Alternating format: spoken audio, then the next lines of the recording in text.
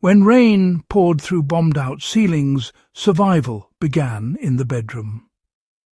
During the Second World War, survival wasn't just about dodging air raids, it was about enduring what came after. In cities like London, Rotterdam and Dresden, people returned from shelters to homes with roofs shredded by shrapnel and rain pouring straight through. Families slept in damp ruins, shivering under leaking rafters. But out of that misery came one of the simplest and most ingenious pieces of wartime homecraft: the oilcloth blanket. With nothing more than boiled linseed oil, beeswax and scraps of old fabric, civilians found a way to turn ordinary bedding into waterproof shields that could withstand wind, cold and weeks of exposure. Forget modern tarps or synthetic coatings. The oilcloth was born of desperation and built to last. It became a household secret passed through bomb shelters and soup kitchens, a DIY invention that kept thousands dry when walls couldn't. Today it stands as one of the best examples of practical resilience from the home front, and one of the most useful forgotten survival skills anyone can still apply. The oilcloth blanket was born from necessity in cities without roofs. By late 1940, the Blitz had reduced large sections of Britain's cities to rubble. Glassless windows and half-missing ceilings meant people lived under a constant drizzle. Supply lines for new tarpaulins or tents were prioritised for the military, leaving civilians to improvise. Tailors, carpenters and homemakers alike turned to what they had: fabric, wax and oil. From this came a process both simple and scientific. Saturate cloth with waterproofing agents to create a flexible, weather-resistant sheet. The earliest versions used linseed oil, already familiar to painters and carpenters, as a base.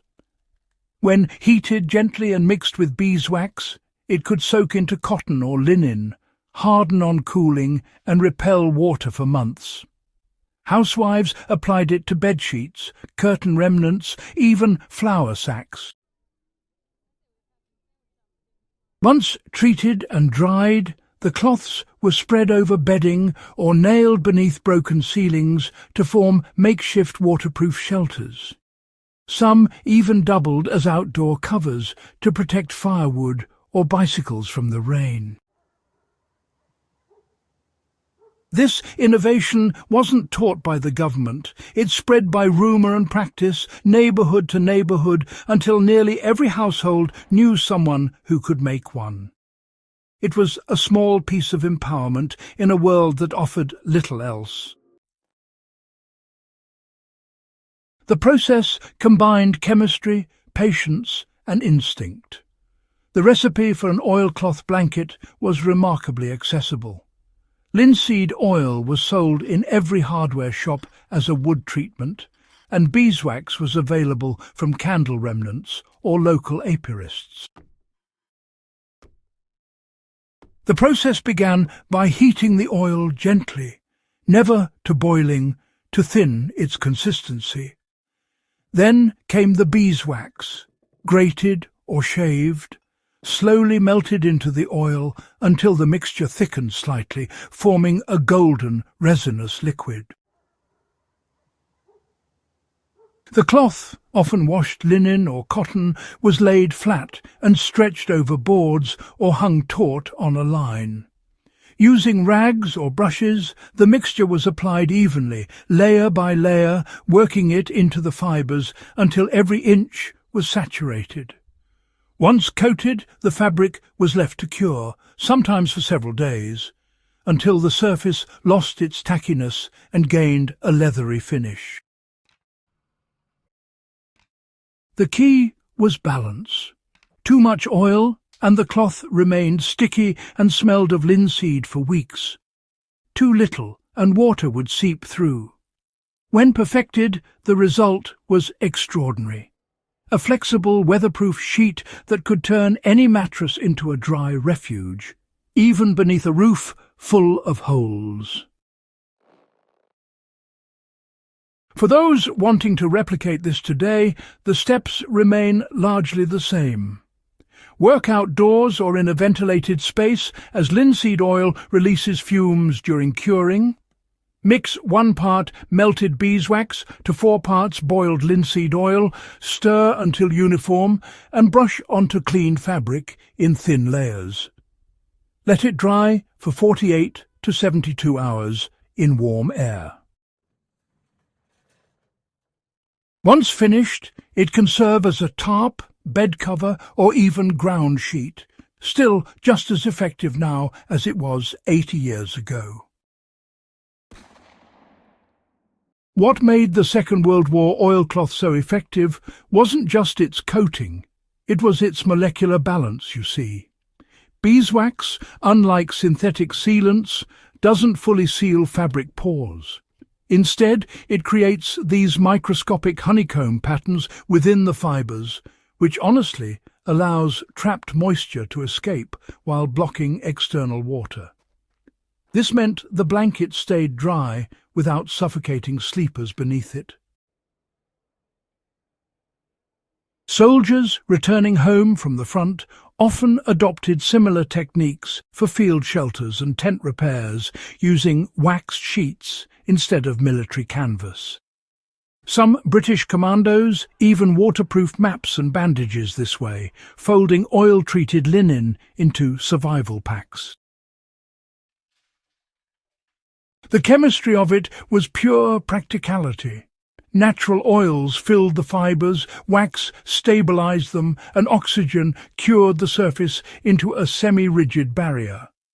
The same formula works perfectly for modern bushcraft. Coat a cotton tarp or poncho with beeswax and oil, and you've recreated one of the most reliable natural waterproofing systems ever made. Beyond its function, the oilcloth represented something far deeper. For civilians huddled under half-collapsed roofs, keeping a dry bed wasn't just comfort. It was, a kind of defiance. It meant maintaining a semblance of normalcy in a world torn apart. Families used these blankets as insulation layers, wrapping them around straw-stuffed mattresses or draping them over cribs. In some homes they became walls and doors, keeping out the wind where bricks had failed. Elderly survivors of the Blitz later recalled the distinct earthy smell of linseed and wax as, the scent of safety. In bombed towns across Europe, similar makeshift waterproofing appeared. French families treated burlap with oil, while Poles used rendered animal fat, mixed with tar. The principle was universal. When materials fail, resourcefulness replaces them. For those preparing for power outages, camping in wet conditions, or learning traditional skills, the oilcloth blanket offers a lesson in sustainable resilience. It requires no plastic, no complex equipment, and no synthetic chemicals. It's biodegradable, repairable, and endlessly adaptable. You can reapply wax after about a year, patch holes with a bit of heated resin, or even reuse the same piece of fabric for, decades. A practical test today could be as simple as treating an old canvas drop cloth with the beeswax linseed mixture, then using it to line a tent floor or protect firewood from rain. In an emergency, a waterproof sheet can turn any mattress or sleeping bag into a moisture barrier, preventing hypothermia. This isn't just about nostalgia. It's about rediscovering low-tech solutions that honestly work better than most modern substitutes. The Second World War oilcloth blanket remains a testament to civilian innovation under siege.